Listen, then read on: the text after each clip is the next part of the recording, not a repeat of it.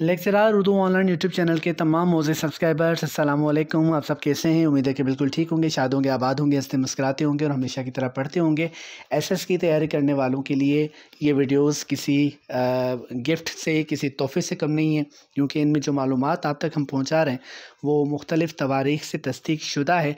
और इस तरह की वीडियोज़ आपको हो सकता है यूट्यूब पर किसी चैनल पर मिल जाए। अगर मिल रही हैं तो हमारा मशवरा है कि वहाँ पर भी जाएँ और उन वीडियोज़ को भी देखें, और अगर नहीं मिल रही तो फिर यहाँ आइए, इस वीडियो को देखिए, अपने काम की चीज़ें लिखें, याद करें और जाकर इम्तिहान दें। इंशाल्लाह ये मालूमात देखें, इल्म कभी ज़ाया नहीं जाता। तो कोशिश करें मेहनत करने की। आगे अल्लाह मालिक है, जो मेहनत करता है उसे मेहनत का फल ज़रूर मिलता है। तो चलते हैं आज की वीडियो की तरफ। इस सिलसिले की पहली वीडियो आप तक पहुँचाई गई थी, जिसमें हमने मालूमात आप तक पहुँचाई। सिलसिला वहीं से जोड़ते हैं, ये उस सिलसिले की दूसरी वीडियो है। ठीक है जी, 20 नंबर पर थे, अब हम 21वें नंबर पर आते हैं। दो ड्रामों के नाम दिए गए हैं कि यहूदी की लड़की और दूसरा ड्रामा लैला और मजनू। ये किसके ड्रामे हैं? ये आगा हशर काश्मीरी के ड्रामे हैं। अच्छा जी, आगा हशर काश्मीरी बहुत बड़ा नाम उर्दू ड्रामे के हवाले से। इनको इंडियन शेक्सपियर भी कहा जाता है। मुंशी प्रेमचंद 1880 को कहाँ पर पैदा हुए? बनारस में पैदा हुए, और उनका इंतकाल भी बनारस में ही हुआ। लेकिन कब हुआ? 1936 को। ठीक है जी। तो अब अहद याद करने के कई फ़वायद होते हैं, वो जब हम किसी शख्सियत पर बात करेंगे या ये मौजू निकलेगा तो बात होगी। लेकिन बहरहाल हो सकता है पेपर में आपसे इनका सन विलादत पूछा जाए या इनका सन वफ़ात पूछा जाए, तो आप याद रखें कि 1880 को बनारस में पैदा हुए, 1936 को इनका इंतकाल हुआ बनारस में। आबे कौसर, रूदे कौसर और मौजे कौसर, ये तीन अहम किताबें हैं। ये तीनों किताबें किसने लिखी? शेख मोहम्मद इकराम ने लिखी। इन सवालात को कोशिश करके आसान अल्फाज में बयान किया जा रहा है। मिसाल के तौर पर यह हो सकता था कि भाई एक सवाल होता आबे कौसर किसने लिखी, फिर नाम होता शेख मोहम्मद इकराम, फिर आगे चलकर दो सवालात के बाद आता कि रूदे कौसर किसने लिखी, फिर ये सवाल आता कि मौजे कौसर किसने लिखी। यानी इस एक सवाल के अंदर तीन सवालात हैं, तीन जवाबात हैं। तो अगर इनमें से कोई भी नाम आ जाता है पेपर में, किसी भी कहीं पर भी, किसी निजी कॉलेज में आप दे रहे हैं, फेडरल पब्लिक सर्विस कमीशन का पेपर दे रहे हैं, पंजाब पब्लिक सर्विस कमीशन का दे रहे हैं, सिंध पब्लिक सर्विस कमीशन का दे रहे हैं, या किसी भी सूबे के कमीशन का पेपर दे रहे हैं, तो अगर उर्दू का पेपर है तो इस तरह के सवालात आ सकते हैं। तो याद कीजिए जी, आबे कौसर, रूदे कौसर और मौजे कौसर शेख मोहम्मद इकराम की किताबें हैं। एक मशहूर शेर आप के सामने पेश किया जा रहा है, इसे याद कर लीजिए। अक्सर आ जाता है इस तरह का सवाल पेपर्स में, पर्चों में आ जाता है कि ये फ़लाँ जो मिसरा है ये किस शायर का है, या इस मिसरे को मुकम्मल कीजिए। इंटरव्यूज़ में भी पूछा जाता है। और या ये होता है कि ये शेर किस शायर का है, तो आपको आना चाहिए। अच्छा खासा बैठे बैठे गुम हो जाता हूँ, अच्छा खासा बैठे बैठे गुम हो जाता हूँ, अब मैं अक्सर मैं नहीं रहता तुम हो जाता हूँ। तो जी ये अच्छा सा शेर, ये मशहूर शेर अनवर शऊर का है। तो नाम के साथ याद करें, आपको ये फ़ायदा देगा जब आप अहले इल्म की महफ़िल में बैठेंगे। अपनी बात को आगे बढ़ाने के लिए आप शेर को बतौर मिसाल पेश करेंगे, तो ज़ाहिर है कि आपको सताइशी नज़रों से देखा जाएगा, आपको अहमियत दी जाएगी, और इस सब से आपको फ़ायदा होगा। आपकी इल्मी कदर जो है वो बढ़ेगी माशरे में। जब किसी शेर में किसी तारीख़ी वाक़े, तारीख़ी शख्सियत या इमारत का ज़िक्र किया जाए, तो इस्तिलाह में हम इसे क्या कहते हैं? इस्तिलाह में हम इसे कहते हैं तलमी। यानी जब किसी वाक़े की तरफ जो माज़ी में हो चुका हो, किसी शख्सियत की तरफ इशारा हो, ठीक है, या किसी इमारत जैसे ताजमहल का ज़िक्र अगर आ गया कि कहीं पर, तो देखा जाएगा कि पूछा जाता है कि इसमें कौन सी शेरी सनत मौजूद है, शेरी खूबी कौन सी मौजूद है। तो हम कहते हैं जैसे किसका शेर है भाई? हाँ, अल्लामा इकबाल का शेर है, बेखतर कूद पड़ा आतिशे नमरूद में इश्क, बेखतर कूद पड़ा आतिशे नमरूद में इश्क, अक्ल है महवे तमाशाए लबे बाम अभी। तो ये शेर देखिए, इसमें तलमी मौजूद है और इस तरह कई अशार मौजूद हैं, गालिब के भी अशार मौजूद हैं।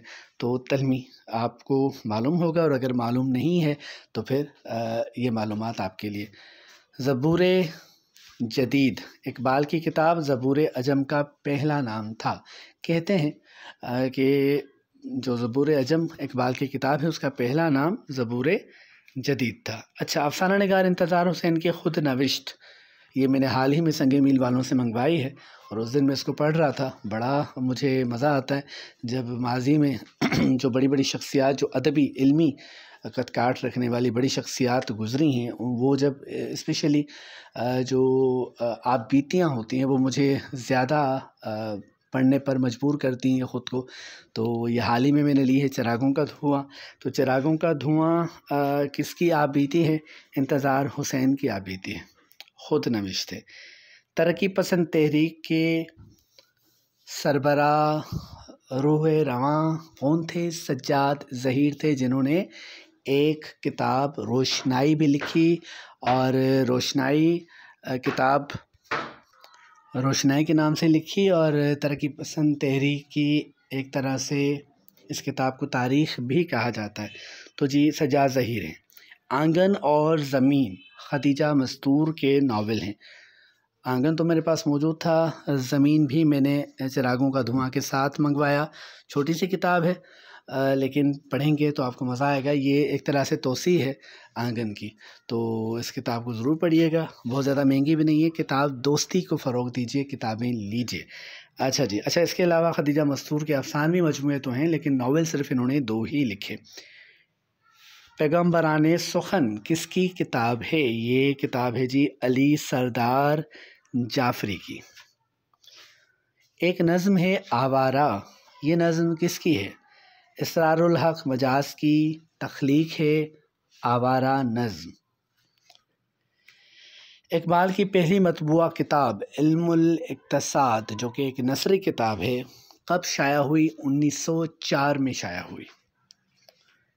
अभी मैंने आप के सामने एक शेर पढ़ा, वो आ गया स्क्रीन पर, देखिए ज़रा।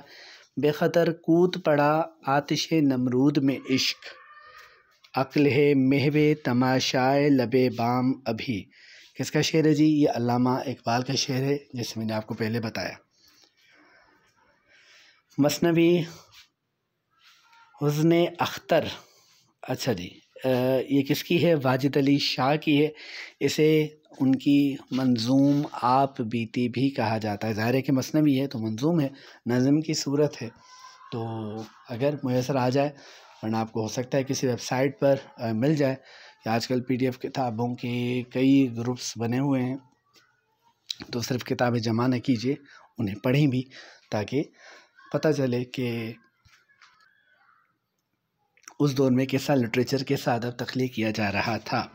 अच्छा जी, मिर्ज़ा वाजिद हुसैन अल मारूफ यास यगाना चंगेज़ी को गालिब शिकन कहा जाता है।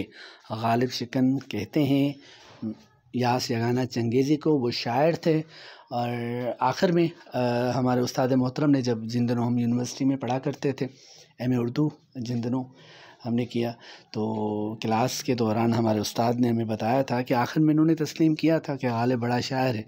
और किसी एक शेर है, उनका याद नहीं आ रहा मुझे इस वक्त, उसका मतलब कुछ यूँ ही था कि तू भी बड़ा शायर है, और मान ले गालिब को। उसमें वो बता रहे हैं कि ख़ुद से मुखातिब होकर कि यगाना तो भी बड़ा शायर है, गालिब भी बड़ा शायर है, और ये झगड़ा कैसा है? ठीक है, तो चलें जी। लेकिन गालिब शिकन के हवाले से इन्होंने बड़ी शोहरत पाई, और इनकी शोहरत एक तरह से ये भी है। शाहिद अहमद देहलवी ने 1930 में माहनामा साकी का इजरा किया। कहाँ से किया? दिल्ली से किया। अच्छा, बड़ा अहम रसाला था, इसमें बड़े बड़े अदीब लिखा करते थे। मुझे, अगर आप यहाँ तक वीडियो में पहुँचे हैं तो मुझे बताइएगा कि शाहिद अहमद देहलवी का किस बड़ी अजीम अदबी शख्सियत से रिश्तेदारी है इनकी, किस शख्सियत से? अदब में उन्होंने क्या किया ये नहीं बताऊंगा, फिर तो आप समझ जाएंगे, फिर दिल्ली के लोग ढूंढेंगे आप। तो यहाँ पर आप मुझे बताएं कि शाहिद अहमद देहलवी किस बड़ी अदबी शख्सियत के रिश्तेदार थे? फ़रहंग आसफ़िया सैयद अहमद देहलवी की मुरत्तब करदा लुग़त है। किसकी लुग़त है? सैयद अहमद देहलवी की मुरतब करदा लुग़त है। लाहौर से ताल्लुक़ रखने वाले मसूद सैद सुलेमान को उर्दू का पहला शायर कहा जाता है।